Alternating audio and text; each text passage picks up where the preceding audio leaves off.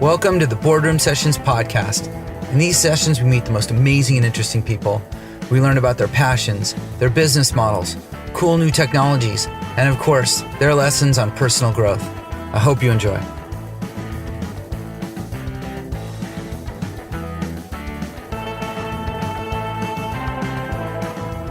On this Boardroom Sessions podcast, we have a Veterans Day special. We have the honored veteran, Don Nguyen, good buddy of mine. Don Nguyen can sure light up a room. He's the kind of guy who you know is in the room at a big networking event because you can hear him and you can see all the smiles on the faces of the people he comes by. He knows everyone. This guy is a man of many facets. He's a political refugee from Viet Nam. He tells his story with us here. He's a family man. He's active service in the community on boards of several nonprofits. He's a cybersecurity professional, worked both in the public sector and the private sector. And we talk about all kinds of good stuff on this podcast. Know you're going to like it. Don Nguyen, welcome to the Boardroom Sessions podcast. Well, thank you for inviting me. Exciting. I'm super pumped for this one. You have an infectious smile. You have a warm greeting and a laugh. Yeah. You and I know each other from the Orange County Technology Professionals Group, the OCTP. Right. And you always light up the room when you're there. And so super excited to have this conversation with you. I appreciate it. I enjoy OCTP event, and when I first came here to Orange County, that was the thing to be with, the group of like-minded people. Yeah, that's great. We're glad to have you. You're a big part of the group, and I couldn't wait for this Boardroom Sessions. I knew it was one in the making from a long time, and here we are. Yeah. And so, Don, for the folks here, for the listeners, you have a long list on the introduction here. Oh my goodness. Let me just kind of run down the list here. Yeah. So you're what we would call a political refugee, right, from Vietnam. Absolutely. Right. You're an honored veteran. We'll dive into that a little bit. You're a family man, right? Yeah. And active in your community. Right. You're also active in the public service, I would call it, in the community service. So you're on the board of a couple of nonprofits. Absolutely. Those take a lot of time. It does. On the nonprofit, you're on the board of the Red Cross. Yeah. You're on the board of the Working Wardrobes, the VetNet, right? Yes. Specifically around the veterans. Yes. And then are very active, and we'll dive into it, in the cybersecurity community, right? Absolutely. And that's super important for you to maintain your professional status and keep abreast of what's going on. And we'll talk about some of the things that you do in cybersecurity, but you are everywhere in that community. So I haven't attended an event where you weren't either part of the group that's there or lining people up. You've lined me up to speak at some of these events, which I'm honored to be on that short list. And you're just all over the place, and so you keep a real tight schedule. You come running into my Boardroom Sessions podcast here after being honored at your kid's school. We can start there. So today you started your day being honored at an elementary school. Yes, my son the school had a Veteran Day event. That's right. It's Veterans Day coming up. Yeah, because Monday is a holiday, Veteran Day, so they all be out of school. And the school did this the last 3 years.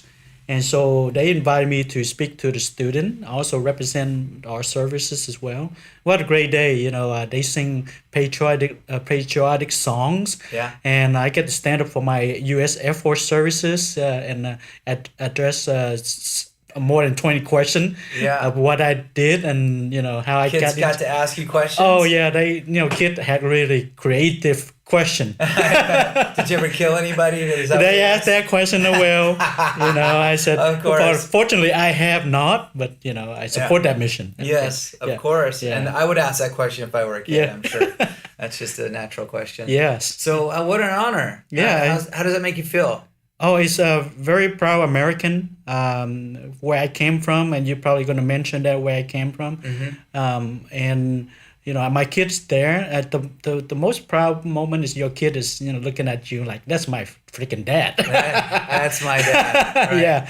Yeah. That's awesome. I've not been able to do anything cool like that for my kids. I went to father, son, what your dad do for a work day, right? Yeah. And My kid told my teacher that, my kid told the other kids Yeah. and the teacher that my dad draws clouds on the whiteboard. Well, okay. Not quite as cool as my dad was in the service, right? So, Yeah. at any rate, that's awesome. And Yeah. you just recently had an opportunity to be recognized at a Dodger game, right? Yes.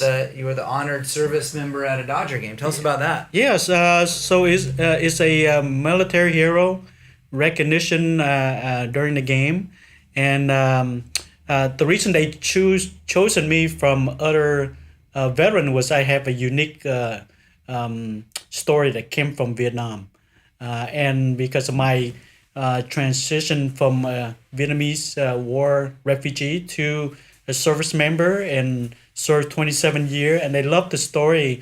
And I was in front of more than 15,000 Dodger fans, standing ovation. You saw the that's picture. incredible. You saw the Yeah. picture. I got to check in with all the players. It'll be the title picture for what I launch on LinkedIn. For this Oh, podcast. well, that's Yeah. awesome. Yeah. Yeah. So that was what a wonderful organization that appreciate service member as well. So I love the Dodgers too. Unfortunately, they didn't make it this year. Yeah. But my second So was. you're a fan, and they had an opportunity to recognize Oh you. yes, Yeah. yes. How does that work? I mean, how do they find somebody like you? Yeah, it was through a veteran reach out Okay. for that purpose. 'Cause they have those. They reach out to veteran have a unique story, and then they asked me to submit my story. Oh, that's awesome. And my story is, a lot of survival story and just an incredible American story. Right. Yeah. So they like that as well. Yeah. So without further ado, let's talk about that. Yeah. Why don't you tell us? One of the first things when you and I spoke about Yeah. The Boardroom Sessions podcast was I was looking forward to having this story, right? So, Yeah. having not heard it before, for full disclosure, Yeah. I know that there's going to be a fascinating story here. I Yeah. have not talked to a Vietnamese political refugee Right. who doesn't have one, Yeah. but yours has to be great because now it ended with you being a patriotic American, and so I'm looking forward to hearing it. So, Yeah. why don't you share your brief history with us? Yeah, my brief history. I was born during the Vietnam War. If you ever Google up the Vietnam War, look up Tet Offensive, 1968. yeah, for sure. I was born in that particular month, within days. Oh, right. And so a lot of chaotic environment. In that time, there are a lot of chaos, wartime situation. I was growing up in that environment. And my father was serving in the South Vietnamese Army, which is, fighting The with Allies, American, right? Right, The Allies with the Americans. against communists, Exactly. and forces. And during that time, at 1975, when communists basically took over and American pulled out, my father was, I was, very young, and my father was caught and captured by the communist North Vietnamese, and so he went to the re-education camp, labor camp, like movie Killing Field kind of. Right. Yeah, Right. and so we didn't go with the rest of the people that exfiltrate going to 75 to America or anywhere else. Right. So All the people that were yeah. authorized Yeah. and were using the American Yeah. forces Yeah, to absolutely. leave, and they were leaving on cargo ships and helicopters and Yes, things. yes. And so we had to wait for my mother had to wait for my dad to be released. And so once we released, but that was 3 years. It took 3 years. 3 years, and through the communist regime, a lot of changes. Right. No freedom, a lot of oppressive power, right? Like a dictator's kind of regime. Sure. And so my dad released. He decided, hey, we need to escape and Yeah. leave the country because he's already been marked. Right. He blacklist. Basically, he's on a blacklist. So right? even though there was, even though that he was out of the camp, Yeah. he knew that they would come looking for him. Oh yeah. So the whole family's been marked. You basically are you Sure. are the enemy now. That's right. Right. So one of the things that he planned was an escape. So we are the boat refugee. We basically, if there's a movie, we sneak out at midnight, through the coastal security. Very sneaky. Can't tell anybody where we go because Right. our neighbor could turn you in. could turn you in. Right. And we were very lucky. We were lucky. We would sneak out in the middle of the night. I was young. I told me, where are we going, Mom? She said, we're going on vacation. That's all they need to know. And we're not taking anything. Right. We're leaving everything behind because at that time, when you leave everything behind, you lose everything. Right. Right. You don't come back. Oh, this is my stuff. Yeah. No, this is government stuff now. Yeah. Right. And so we sneak out the middle of the night, and then we got on a fishing boat with other families as well. And the way you get on a ticket to get on is gold. You have to use gold. Every one of us value, several Right. gold. I would So say whatever jewelry you had or whatever you had that exactly. was gold. Because money don't worth anything that time. Wow. It's gold was the thing. Yeah, you can't buy with cash. No, you can't buy with it. And gold was the thing. And so we sneak out in the middle of the night. I remember there was 4 nights, 5 days at sea. We ran out of food. We ran out of fuel. We just drifting in the South China Sea. So the boat that you rent or that you bought passage on ran out of gas. Yeah. This is a 30-foot boat, have 60 people on it. Oh my It's gosh. very crowded. Right. Yeah, I was the bottom, the belly of the boat. We're next Right. to the diesel engine that run Right. like you could probably die from carbon. So this is what the quintessential, what they call the boat people. yeah. right? So exactly, I'm the boat people. Yes. You're the boat people. Yeah. Yeah. So But he ran out of gas in the middle of South China Sea. Yeah, because there's just not enough. And where was he going? We were trying to hit the Philippines. You were trying to go to the Philippines. Yeah. Yes. So we ran. And for people who don't have an atlas in front of them, how many miles is that? Oh my goodness, I don't know. I know it's it's got to be at least 1,000 miles at least. Okay. It's just like from here to Texas, I guess. Yeah. Yeah. And so we were drifting, and we were very lucky. We were attacked by pirates. We were avoiding Russian ship because the communism And alignment. they were helping Yeah. with the communist exactly. Vietnamese. Yeah, so we were lucky. We were picked up by the Malaysian Navy, which is Okay. they were doing an international effort to help both refugees. They were helping the refugees. Okay. Yeah, so when we saw the Malaysian Navy, like, thank goodness we're safe. Yeah. And so they pulled us into Malaysia, and my family was a refugee there for a year on a isolated island. Okay. Nothing provide, no water, nothing. They every 2 weeks they bring fresh water and half a cabbage and half a chicken. Wow. That's better than being stuck in the middle of the ocean. Yeah, but it's self survival at that Right. time. And then we were so lucky in 1978 we got sponsored by a church in Lancaster, Pennsylvania. So you had to wait on this island in Malaysia for a sponsor family or sponsor someone in the United States. Yeah. Faith-based, right? Yeah. So when people say that the American people aren't philanthropic or aren't charitable, then I disagree. you Totally disagree. disagree. Yeah. Because this wasn't a government initiative. This was a people, faith-based organizations that reached out to you. Absolutely. Right? Absolutely. And gambled on you and your family to take you. Yes. Right? Yes. I think that was an incredible international effort of the dispersed refugee all over. Yeah. So other country who have opportunity to bring new immigrant, they would sponsor as well. Right. If you don't have a relative, that's what you have to do. Ask, like, please give me a lotto ticket. Right. So basically, get a lotto ticket. Sure. So we got a lotto ticket to come to the United States. You didn't have family that was here. No, and we you didn't have an infrastructure set up or anything like that. Yeah. Wow. Yeah. How amazing. And so you start your American experience with this belief that the American people are good. They're helping. Yeah, right? sure. They're reaching out. Sure. Right. This isn't a government initiative. The U.S. military isn't saying, "Hey, come sit in a camp. We're helping you here." Yeah. This was some members of a church. Tell me a little bit about those folks. Yeah, it was a Catholic church. So the faith base in Vietnam is Catholic or Buddhism, and maybe a little bit a small denomination.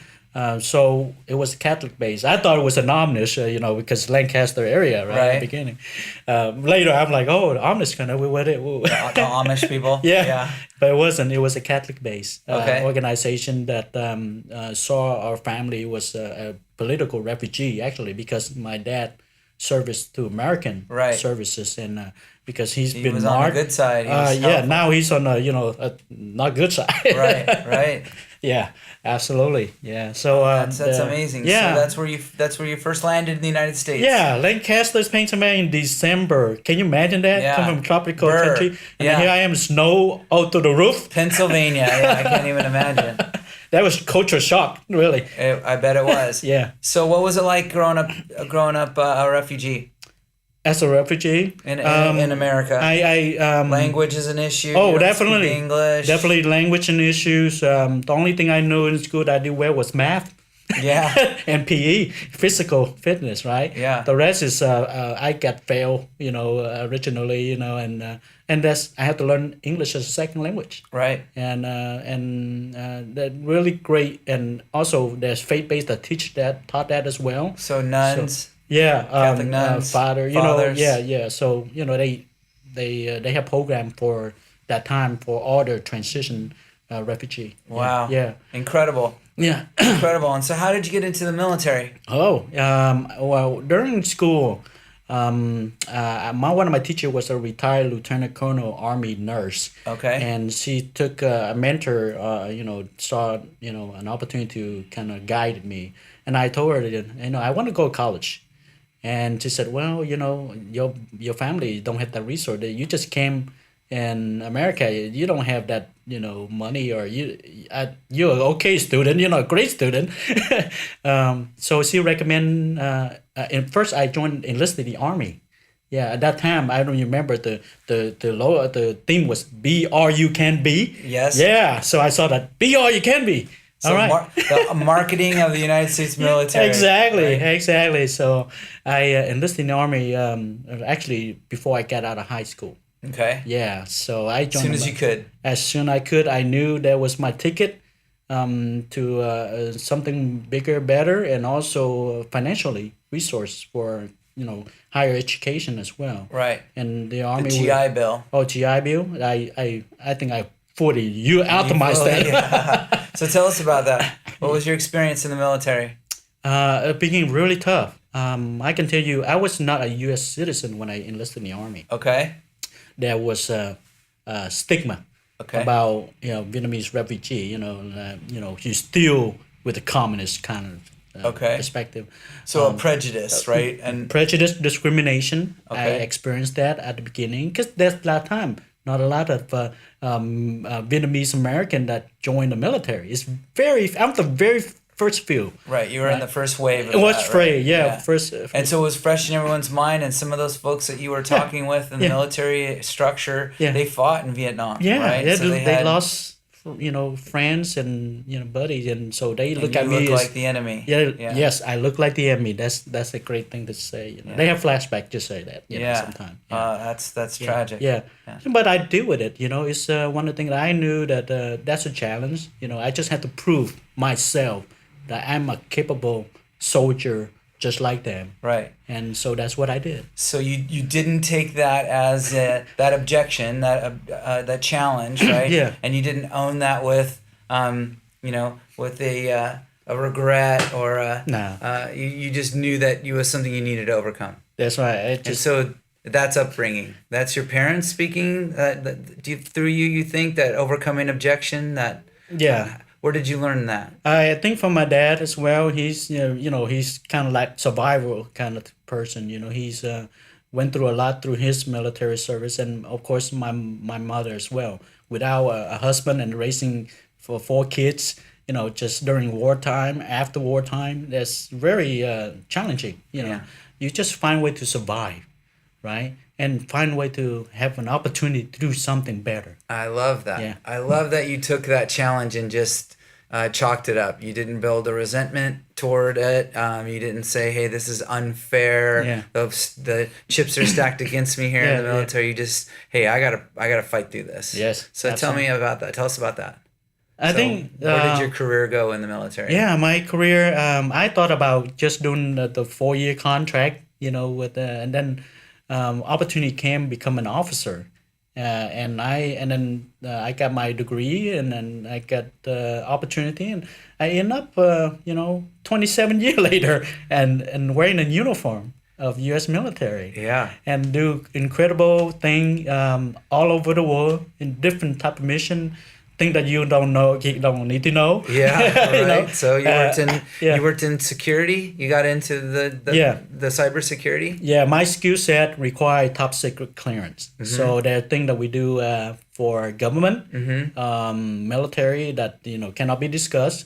There are things that we do that's pretty cool. Yeah. In cybersecurity as well. I'm sure. The last assignment I was with the U.S. Air Force Cyber Command. Okay. I was a cyber director, and I retired as lieutenant colonel in 2015. Then went relocate from Texas to here, Southern California. Okay. Yeah.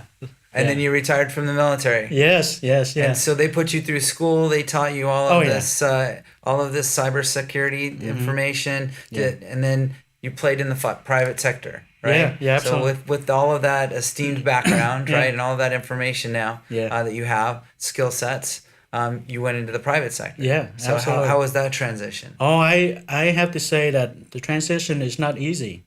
I call it a transformation. Okay.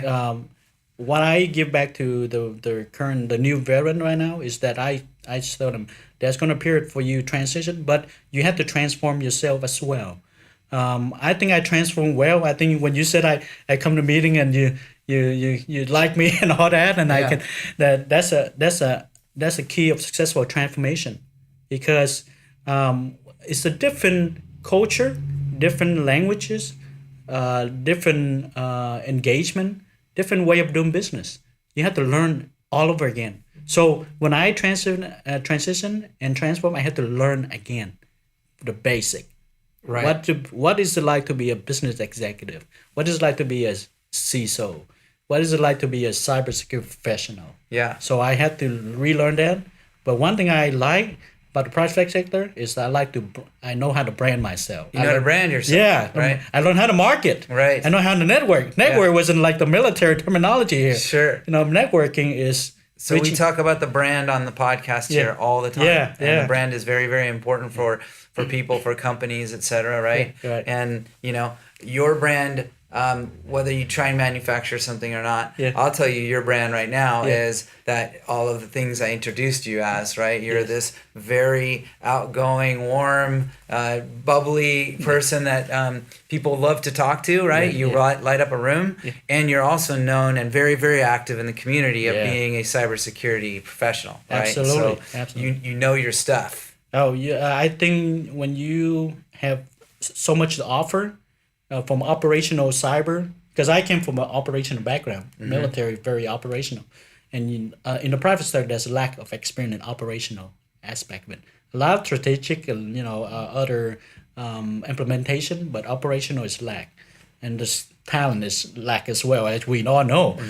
Just a shortage of qualified experienced professional cybersecurity. And that's a lot of training, right? The gap is in training. Oh, right? absolutely. You were fortunate in that 26-year career in the military. You had copious amounts of training. Yeah. So new young folks coming out of college, what have you, they have theoretical experience in security and understanding, but they don't have actual understanding of what's going on in security. You are correct. One of the things that I know you mentioned, but I'm actually an adjunct professor as well for Webster University. I teach the Master Cybersecurity Degree program. Wow. And Brian, and so they're one of my boss. Yeah. So I teach the red team strategy, tactics. Okay. So that mostly.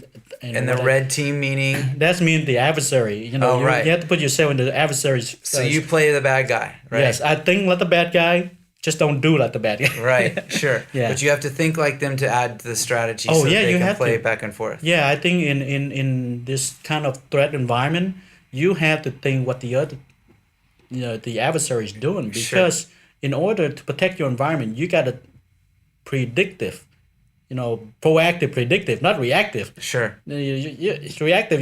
Then you just putting bandage on things, right? Exactly. Being predictive, that what's the next step going to be. It's just playing chess. Yeah. Being a military strategist, you have to think that way anyway, because you got to think what the other side going to be doing. Yeah. Yeah. Or you're going to be lost, right? They're gonna get after it. Yeah. So one of the things I want to come back to before we lose thought here is you talked about transformation. Yeah. And so rebranding yourself and from public sector into the private sector, right? From the military, which is very rigid. Yeah. And you mentioned several things there.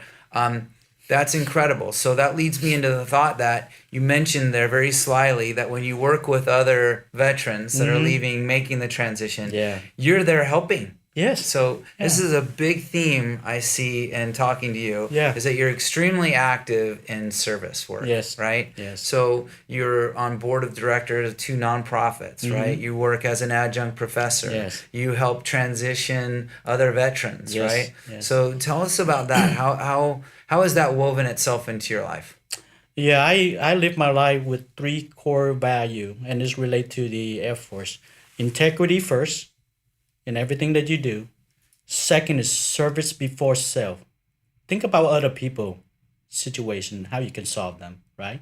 And the last thing is service before self, integrity and service. And now I'm lost the other one. Usually but I'll come back to it. Okay. But those 2 are very important, Right. right? Everything that I do. Oh, the last thing is excellent in all we do. Excellence. You always want to do the best that you can, Yes. even if you don't know what the hell you're doing. Yeah, my favorite book, The 4 Agreements. Always try your best. Yeah. Always do your best. Yeah, Right? yeah. So those are 3 core values that I carry from the Air Force. That's actually the Air Force core value. That's right. So And you have adopted those into your life. Yeah, I think it's excellent. It's short 3 thing that I teach my kids as well. And I instill in the people that work with me as well. Because I list those 3 things in front and said, this is what my expectation is. And, we can go out into detail later. Right. Yeah. Oh, that's fantastic. Yeah. So service before self. And so that leads into the nonprofits. How did you get involved in doing nonprofit work? Yeah, I just like you, I met people that saw the persona that I always willing to give. I'm a go-giver. Right. And so That's another good book, by the way. For exactly. Those That's a great book. The Go-Giver. Absolutely. And these boards are looking for unique diversity inclusion with really specialty skill. I have all those checkbox. And so I have a lot of board reaching out to me because they want to fill their board with unique talent, perspective. So I had CIO reach out for me for the American Red Cross. Okay. And then I have CEO to reach out for Working Wardrobe Viet Nam because I was helping them as well. So the Working Wardrobes VetNet, right? So tell us a little bit about that. What's the mission there? Yeah, the mission is to help veterans transition in the workforce. And one thing is Working Wardrobe provides wardrobes for interviews. Oh, right. And you provide training. So when I got there, I helped develop the IT and security training with CompTIA. Okay. The vendor that provide that training. Okay. So now we have a technical training for veterans to go into the process. And then when they train, they have an opportunity to meet all the company and corporate relationship and said, there would be a good candidate for your organization. That they number one, that veteran, hard worker, hard work ethic, show up on time, and and that's why veterans are sought after. Yeah, it's absolutely. Because they know how to get up on time. Yeah, and they exactly. know how to take orders. Yeah, and they know how to work in a system. Yeah, and they know how to do teamwork. Yeah, the mission is already there. It's been trained for years. Right. I mean, it's embedded in our DNA that you cannot change the person. It's just always there. So that's what Working Wardrobe does, and so they give people clothes and training and interviewing skills for the transition absolutely into the public sector. Yeah, so whenever I get to advocate for Working Wardrobe, I said if you have suit, woman, man, etc., that you need to spring cleaning and new suit, you always wear new suit. Yeah. I always like what you wear. So we can come talk to you. Oh, absolutely. Oh, yeah. I mean. Oh, I have some. Yeah. I have. Yeah, that always frees up room to put some new fashion Exactly. I love I love on. that. I'm going to give some away right now. But you give them the good cause, right? You give them a veteran that go on the interview that they may not have a suit ever in their life. Wow. Yeah, they've had a military uniform. They We have haven't had to have a pictures. suit. If you go to the website, there's a picture before and after. You're totally two different person, Yeah, you know? that's great. Yeah. That's great. Yeah. And what do you do for the Red Cross? I do. I'm on their diversity inclusion board, and also I'm on their disaster response, which is the wildfire, the earthquakes, and all that. Right. So because Tsunami here in Orange County. yeah, sure, Right. Yeah. So one of the But things the earthquake's the big one, right? Yeah, Isn't that what you're yeah. most concerned with here? well, that's all kind of disaster in California. People just don't know. Sure. Yeah. My relevant experience from the military, I support several humanitarian like hurricanes. So my input into the process is very important because I know what it's like to respond to the magnitude that scale nationwide. Yeah. Yeah. Yeah, and a major emergency in Southern California or anywhere in the United States would be that the cellular infrastructure goes down. If we lose our cell phones, you'll be mass panic. Yeah. No matter what the event is, people not looking at their phones, I'm certain it will be panic. Yeah. And Well, chaos. I give you an example. We support, remember Katrina? Yeah. Yeah. So I proposed Katrina, brought in satellite Oh, you did? communication to support the police department, city government official. So they can talk. Right. Yeah. So for the emergency responder infrastructure, Yeah. right? Yeah. But Katrina was a while ago. I wonder if we had a Katrina type event here in say like in Orange County, right? What the average person would do if they couldn't utilize their cell phone. I'm surprised if some people could find their way home, right? Without their computer in their hand. It's just crazy what I see the reliance. I'm being facetious, but I see people overutilizing their telephones. Oh yeah, definitely. Over reliance. No doubt. Over-reliance on it. I agree. So that's some crazy amount of public service work that you do, right? And I'm impressed by that. And the service before self, that's a great attitude to have. So let's talk a little bit about your professional, your cybersecurity, right? Sure. So I know you as the guy who's at every event, right? So you and I have met at an event. Yeah. You've asked me to speak at an event where you were running a board trying to find people to speak at the event. Yes. And that was at the ISSA, I believe. Yes. You're also in the ISA. ISACA, they call it, right? Yeah. You're also in the CSA. Yes, that's a Cloud Security Alliance. Okay. You're also in the OOPS. OOPS is more of a pen testing, software development security group. Right. Yeah. You also get a nice Gucci dinner every so often with the SIM group, right? Yes, I'm part of a SIM member of SoCal SIM. Right. Yes, And so they have nice meetings, right? They at the executive level they have certain sponsor and topics discussions. So right. I'm fortunate to be a part of it. That's awesome. Yeah. And then of course you're a proud member of the Orange County Technology, the OCTP group. Absolutely. I love see this there group. every month, and there's a little bit of service element there as well, and that there are some folks coming through there that are in transition, Sure. right? And you get a chance to share all those skills that you're dealing with the folks from like the working wardrobes, right? Where you get to help them figure out how to interview or find their next career. And so today you're working with a government contractor. Yes. Today you're the information security officer. Yes. And so tell us about that, because we all have a tendency, not all of us, but a majority of the folks that are listening to this are probably in the private sector, right? Mm-hmm. And they're used to dealing with companies and organizational structures and budgeting and goals around security for a public or private company, right? That either can be publicly held or privately held company. But there's still a corporation with business goals to make money, right? Oh, absolutely. You're working for a company who makes money, but they also work for the government, right? They sell to the government, and they have to adhere to a very strict set of standards. So talk to us about the difference in that environment. Yeah, I would share with you, after I retired, I actually was a CISO for a financial service company, public trade company. So I experienced the private sector, financial sector, and then I did a virtual CISO for manufacturers, several manufacturing company. So I'm trying to my strategy at that time was I trying to experience what cybersecurity implementation in different sector. So I was in higher education. I was doing virtual CISO for higher education. Okay. And also nonprofit as well. So I get the flavor of everything during my strategy working contract with different organization. So now currently with more very heavy requirement from military, Department Okay. of Defense, Department of Veteran Administration. You can tell it, the Department of something. Yeah. Right. And the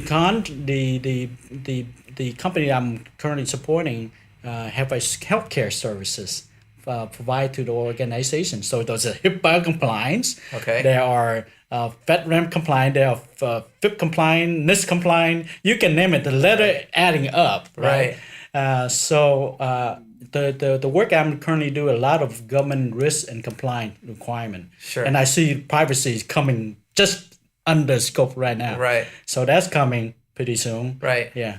So you and I had a conversation about that earlier. So first, let's touch base on the compliance. Okay. Yeah. So these compliances come down. They're mandated, Yeah. right? So in order to do business in the government, you have to follow these, right? In Yeah, order yeah. to do business with this privacy for the healthcare, you have to comply and be HIPAA compliant, right? Yeah. Those dictate your security posture. Absolutely. Those dictate your security policies, Yeah. right? Yeah. And so with that, how do you get to be a true leader in security when you're following somebody else's guidelines? Are you just going to the minimum of the guideline, or are you thinking, hey, how can I actually secure this organization Yeah. and meet Yeah. all of these criteria? Yeah, you brought a great point. I know compliance is not security. That's a Right. fact, right? That's right. It's a great, I say, a great program to help with your security.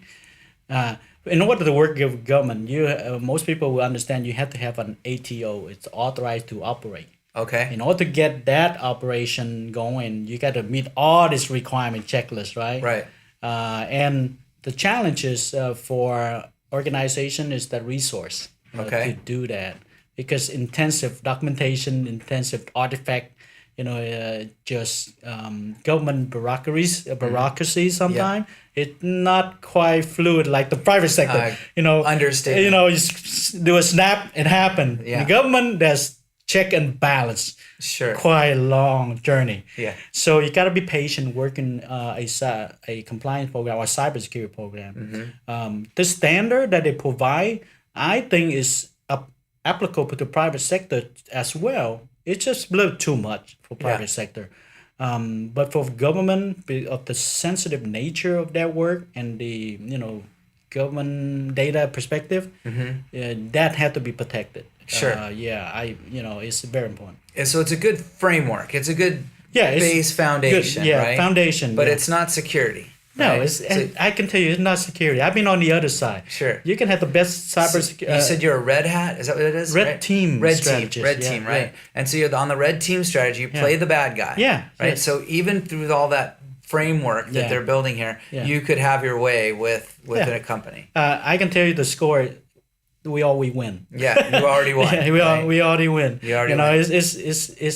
It's the myth. I think the education part of it. A lot of time I have to do is for a non-tech or an executive, others, executive suite that to educate them. Security is not compliance. Sure. And don't think that we have a firewall that will save. Right. Okay, that's totally. Yeah. That just that's in a movie. Yeah. Or in a sales pitch. Yeah, in a sale Right. pitch, Yeah. And So that's the mark of a good leader in technology, right? Is one that can effectively work the C-suite and let them know the difference between techno jargon and I need to buy this because walking that line and actually making sense of why we want to do this, right? Yeah. And speaking that language to the folks, right? Yeah, you have to speak Very- that very language. important. You have to speak in risk-based language. Sure. Because they understand risk. Right. Yeah. And typically in my experience, you correct me if I'm wrong, but it's the CFO who is responsible for the risk. A CEO, of course, too. Yeah, But yeah.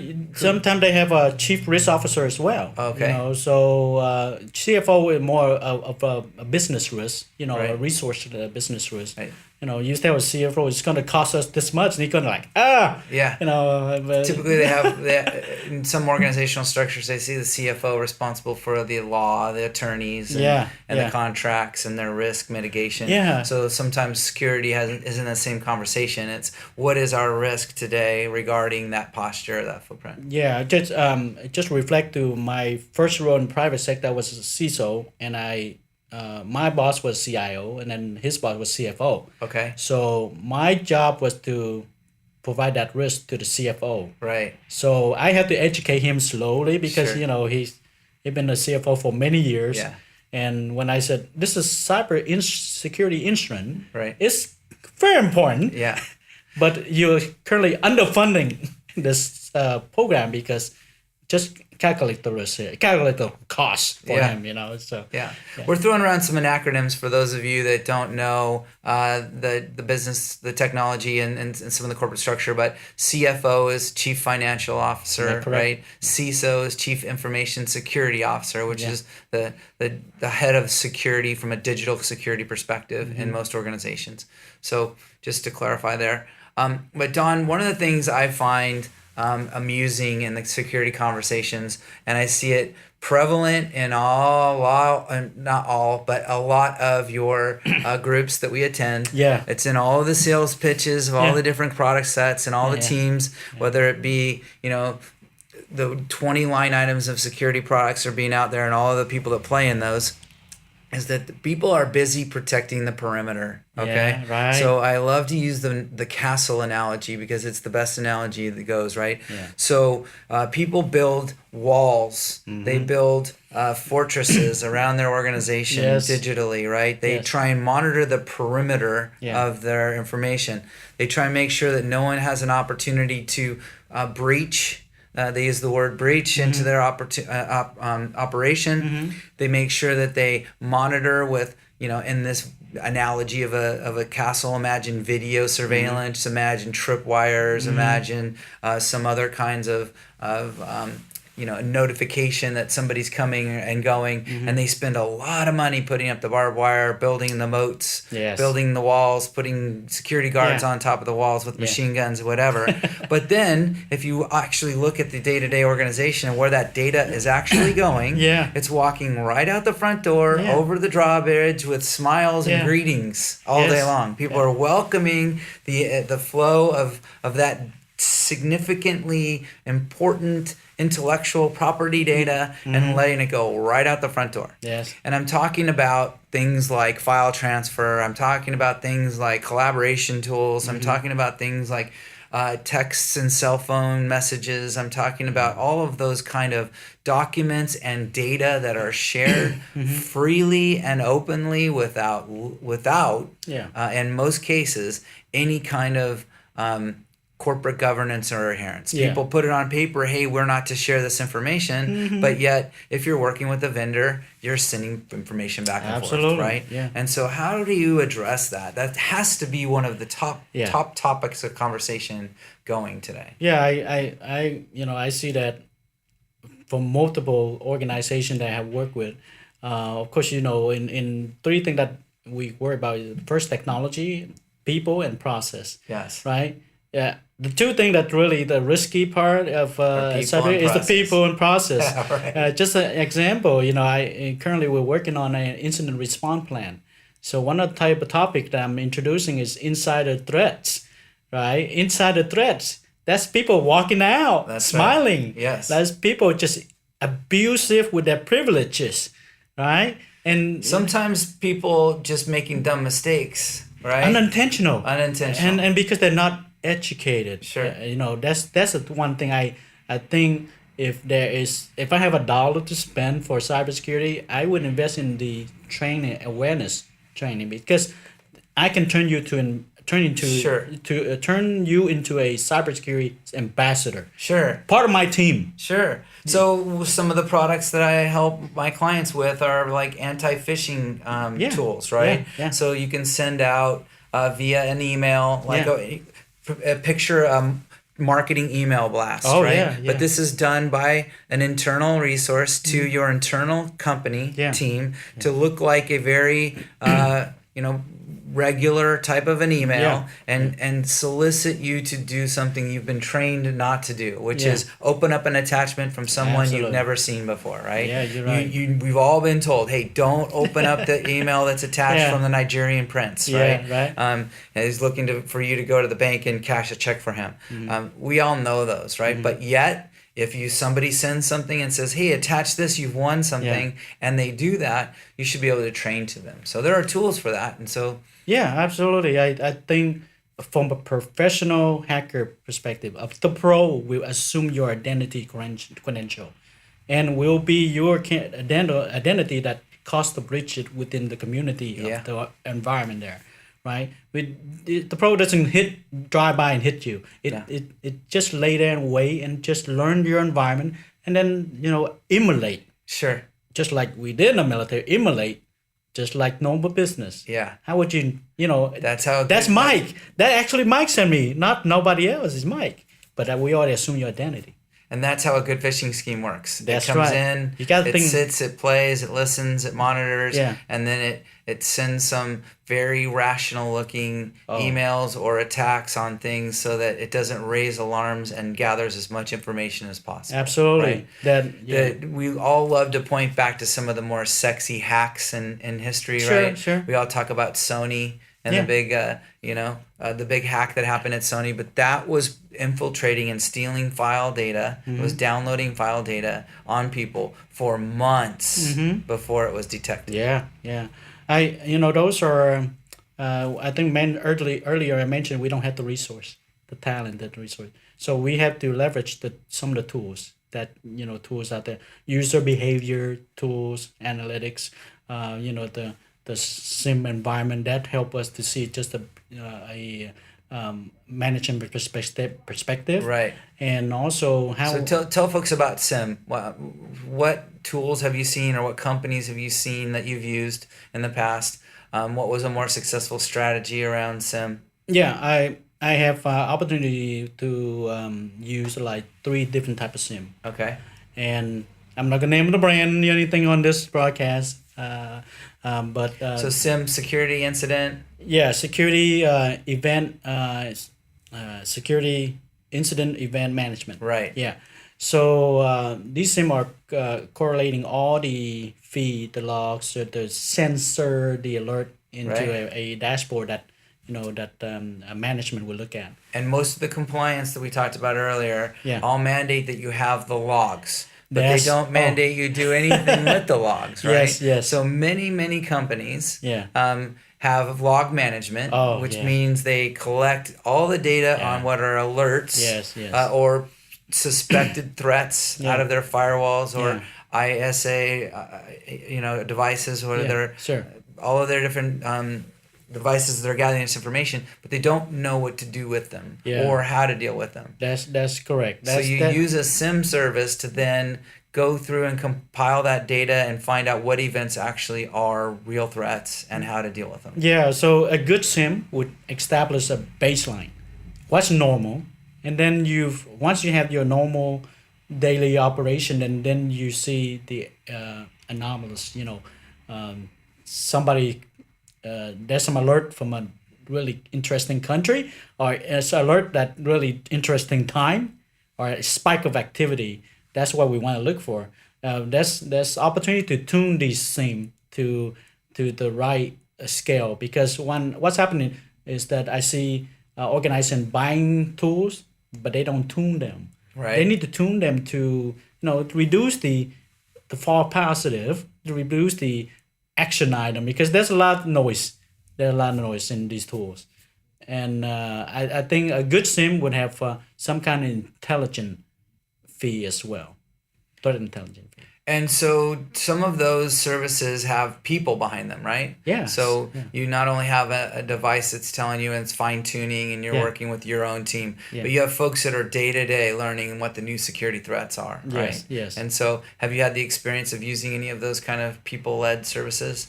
Yeah. So one of my contract, actually, I was with Unisys Corporation, I was on the other side. Okay. So Unisys has a big SIM. Oh, as yeah. as a service. Absolutely, Right. for government sector, higher education. So I was deployed to higher education, work with the CISO and CIO, Okay. embedded, basically staying right next to them, Okay. and to deliver this service. So I get to experience the delivery side. Okay. I want to see what my peers are doing. That was a nice lead-in question for you then. Yeah. So you've actually been on that managed SIM service. Yeah, You've been I'm- one of the people. Yeah, I did the vulnerability management. I did the SIM, the SOC for them, for that contract period. Right. So my goal was, the tool we provide, that help my peers sitting on the other side, Right. to understand and I'll be a trusted advisor to that. Sure. And one of the things that I whenever I have a vendor, it's kind of like managed MSSP. Which is MSSP, SP, managed service security service provider. I'm always interested in how they deliver service, because I'm very customer delivery You've centric. been there. You've done it. Yeah. You not only have consumed it, you bought it, Yeah. you vetted them out, and now they're passing. and then deliver the service. But you were actually delivering it. Yeah. So I think it's very important that on the other side, for the company that is presenting tools, and think about the service to provide value to your client. Because if I don't feel good about it, I won't ever Sure. recommend it, right? Sure. But I want to make sure that its delivery value fit the right strategy that they trying to achieve. Sure. And so this SIM service, back to that service, the people that are actually doing the service delivery, like you were, they have to stay abreast. They have to know day-to-day threat management changes, right? Yeah, absolutely. So how did when you were at Unisys, for example, how did that did you stay abreast of what was happening? So one of the things that I had to stay abreast is, we have teams of engineers, SOC analysts, SOC director.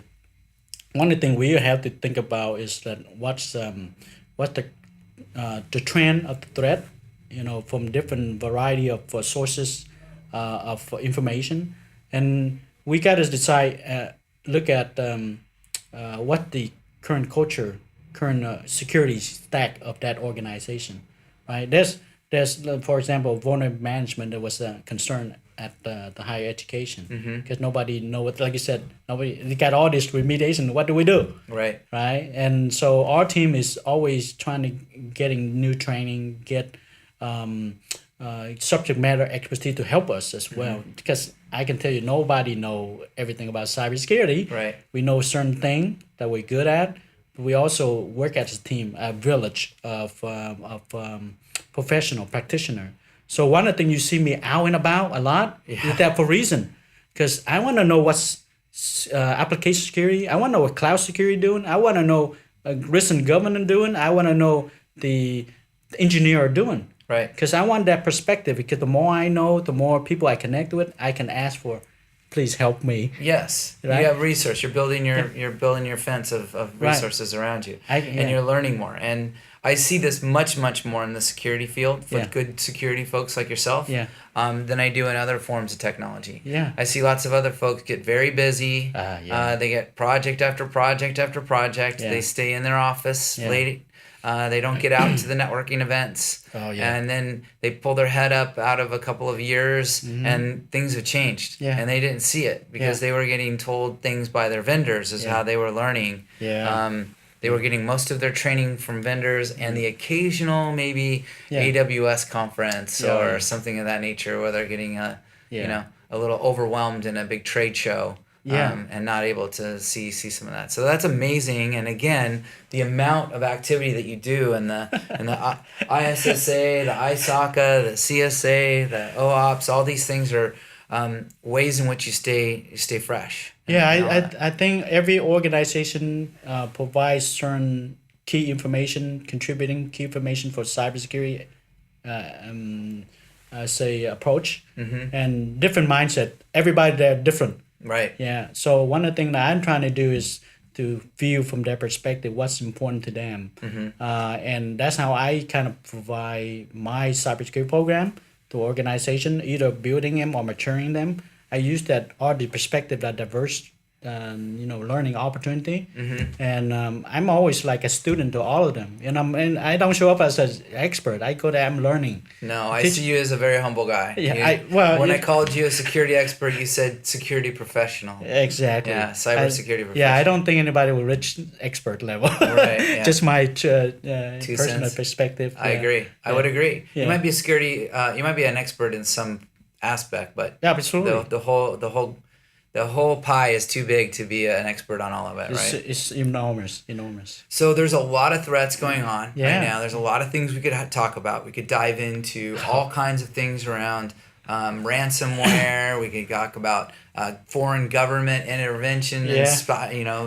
and that might cause you to say, I can't talk about that right now. Yeah.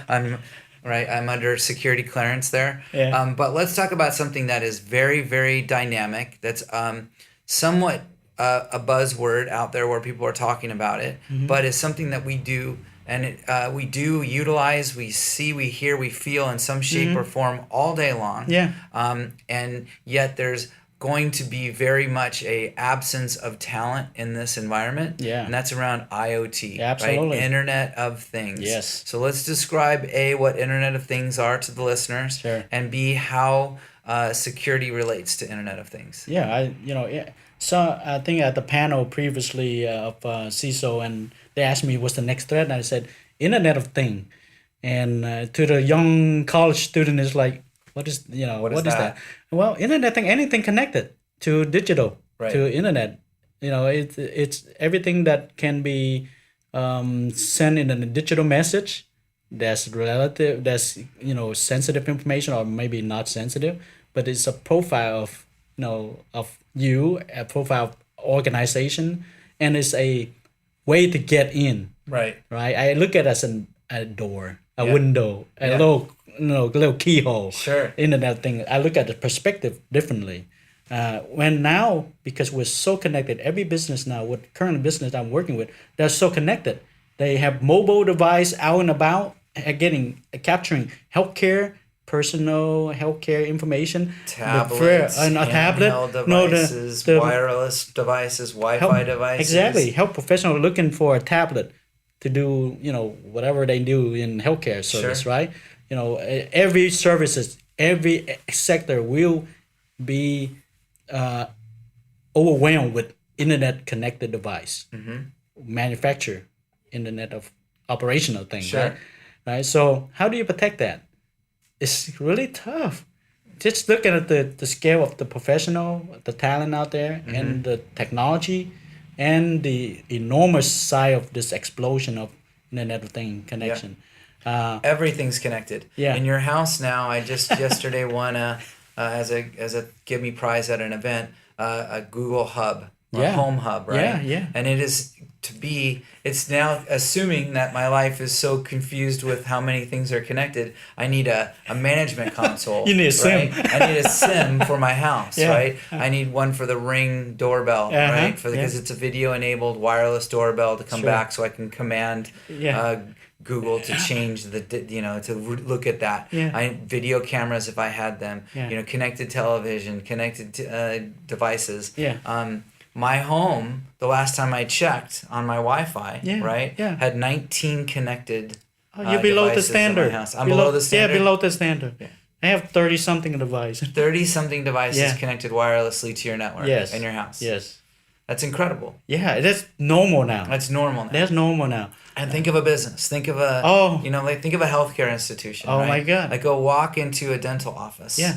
And look around and figure what's connected there, right? Oh, yeah. So X-ray machine, Yeah. 3D imaging machine, digital printers that are printing teeth, right? You have the handheld devices that are doing quotes and upsells. Yeah. All of the mechanical devices there. There's compressors out in the back that don't look very sexy at all. It's a compressor because all of the dental tools are working with air, right? They work with pressurized air to do what they do. But that compressor, if it goes down, that dental office is down. So the compressor has a wireless phone home 4G device outside of the it's a provider provided Yes, connector, yes, right? yeah. So that goes phones home to tell it whether it's up or down, or Absolutely, needs service or yeah. not need service. Yeah. So that's not even counting. That's outside of the scope of what's inside. So Yeah. that's just one small little office. Yeah, I think every device, in the manufacturing side, talking about, back-end security. They talk about, how the device going to build in security. That's any device now, network device, building secure, building this, building all these security niche word, right? And so I think the most important thing is that what I find in when I do my auditing, I do a lot of auditing in organization is that Yep. they forgot to enable something. That's Right. best practice. You should enable this Yeah. to protect yourself. Sure. Well, we didn't know. We just bought it and we turned a couple things, and the rest Yeah. of it is. That's governance. You need to go through and check all of that kind And of that's the stuff. failure of procedure in government, right? Right. So if they just do what is prescribed by the doctor, Yeah. they will be healthy. Yeah. That's just an analogy, because if what they don't do is they fail to take certain step, they shouldn't fail to patch certain remedy, Right. and so the exposure is there, the opportunity is there, Right. right? So what an exciting time to be in security. There's Oh. just so much going on, Yeah. and it's the expanding scope and footprint. I'm encouraged. You're encouraged. You're working with the veterans to try and train them to come into this field. Absolutely. If you listen to the news, you would think there's a shortage of jobs and a shortage of availability, but in actuality, you're shaking your head saying, no, there's more opportunity here. You're seeing in your security events, there's more roles for qualified people than there have ever been, right? Yeah, I always encourage both diversity, woman in security, veteran in security, student, even right now I'm working, several ITs engineer. I'm converting them. Right. Now they don't know it yet, but I'm educating them as well, because my mission, I retire already, and people are like, why you keep doing this stuff? You could sure don't look like relax. you're retired. No, I'm only young. Yeah. So I said my mission is to advocate for security, protecting organization, and the more people I can educate to bring into this field, that's a win for all of us. Because one day I'm going to take up and say, the hell with you guys. I'm going to go my way, enjoy, and you guys secure the world for me, okay? Right. I'm going to disconnect me from the internet and go away, But very important mission. Whether I'm teaching as a professor or I'm meeting people out there, I'm always presenting security simple. Right. People think it's difficult. The wrong thing, the perception is that we present it too difficult. Mm-hmm. Then people are like, oh, that's too difficult. I can't do that stuff. Mm-hmm. No, you can. You do that every day already. Don't you walk around the house, secure your house? Mm-hmm. That's part of the one domain, security. Right. Locking doors and locking windows. Yeah, let me ask you, when you get in the car, do you buckle your seatbelt? That's part of security. Yeah. That's the mindset, right? It's a mindset. I want to make it simple, introduce, when I teach, I make it simple. It's not technical talk. It's about just, I say, what's relevant to your current life right now. Security awareness training, the shopping, I think economy about to embark us, right? All the Black Friday and all that. Yeah. You got to educate all these people. Don't go to these really weird looking deal. Yeah. It's about education. It's about letting them know. Yeah. I've never heard that broken down that way. Yeah. That it's you do it every day, and then it's something you do in your own personal life. Now it's just more complicated with more things, but it's a similar process. It's very simple process. You can build a team, you can build the procedures, and you can build the policies around that, and just continue to grow from that. Yeah, I think I took this strategy from the military. We bring in new people, all walk of life. We train them. So I know how to be a cyber warrior, right? So you start to do something and convert them into the culture, mindset, and the training and all that.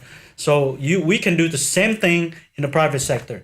But in the private sector, it takes time and money to build train somebody. That's the thing. They want everything now. They want everything for their next quarterly results, right? Yes. If they hire somebody, they want that individual to be contributing day one. Yes. They want them already trained. Yes. So, that's That's refreshing to know that you're willing to go through that and to train the folks and break it down for them. Yeah. Today I can turn you a cyber warrior if you want to. Yeah. I got a new graduate from bachelor degree, and I said, if you say you don't have cybersecurity, that's okay. That's what I want. Right. I want you to be clean slate. Yeah. I'm gonna put you to the ringer to understand, but very simple process. Okay, to get to introduce into the cyber pipeline, right? Because if you make it difficult, people turn away. Just simple. Awesome. Yeah. Well, that goes for a lot of things in life, right? Yeah. If you make it too difficult, they're going to go away and turn away. Yeah. Don, that's all the time we have for today. Yeah. But what an amazing conversation here. What a patriotic American, and what a great story of redemption, or not redemption, but overcoming challenges, right? Yeah. The refugee story is inspiring to me. I love how there's no resentments, with the challenges that we're faced, that you just overcame them to do what you're doing. Yeah. And you are the most active guy I've met in IT that's out there, and especially in the security realm. And so it's no doubt most of the folks that are listening here are going to get an opportunity to meet you in one of the places. Reach out to Don. You won't miss him. You'll see him laughing and smiling and telling jokes with somebody. So Don, thanks for the time here today. Appreciate it. Yeah, I thank you for the time. I mean, we've been trying to get this talk, and I appreciate you allowing me to share my personal story and also my professional story as well. One thing before we go, I want to share that since Veteran Day is coming up, it's important to remember those veterans have previously served, and also service member currently serving.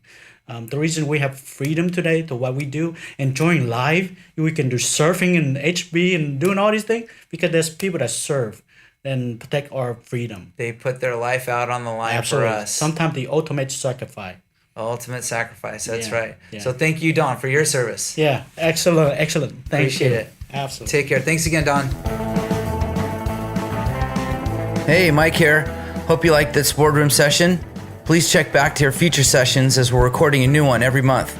If you want to reach out, look for me on LinkedIn, or send me a note at mike@sidepath.com. That's Mike at sidepath.com.